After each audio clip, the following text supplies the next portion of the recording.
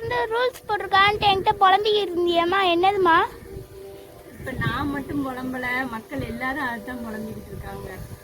பேங்க்ல இப்போ வந்து 9 RBI 9 ரூல்ஸ் போட்டிருக்காங்கல்ல, அதில் பாதிக்கப்படுறது என்னமோ நம்மளை மாதிரி ஏழை மக்களும் நடுத்தர மக்களும் தான் ரொம்ப பாதிக்கப்படுவாங்க. ஏன்னு சொல்கிறேன்னா, இப்போ நான் வந்து ப்ரெக்னெண்ட்டாக இருக்கேன்.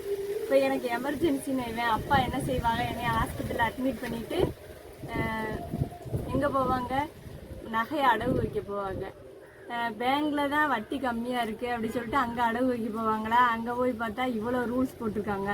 நம்ம வச்சிருக்கிறதே கிராம் கணக்கில் நகை, இதுக்கு டாக்குமெண்ட்ஸ் ரெடி பண்ணுறதுக்குள்ள ஒரு எமர்ஜென்சிக்கு எப்படி அடகு வைக்க முடியும்? ஆனால் இந்த கவர்மெண்டோட, மத்திய கவர்மெண்டோட இந்த ரூல்ஸ் வந்து நம்மளை ரொம்ப பாதிக்குமா? நீங்களே நினச்சி பாருங்க, நகை வந்து திருடுறவங்க இவ்வளோ டாக்குமெண்ட் ரெடி பண்ணி பேங்க்லேயே கொண்டு போய் அடகு வைப்பாங்க. அவங்க வாட்டுக்கு மார்வாடி கடைகளில் விற்றுட்டு போயிடுவாங்க. மார்வாடி கடைகளில் அந்த ரூல்ஸ் இவங்க எத்தனை நாளைக்கு போடுவாங்கன்னு தெரியல.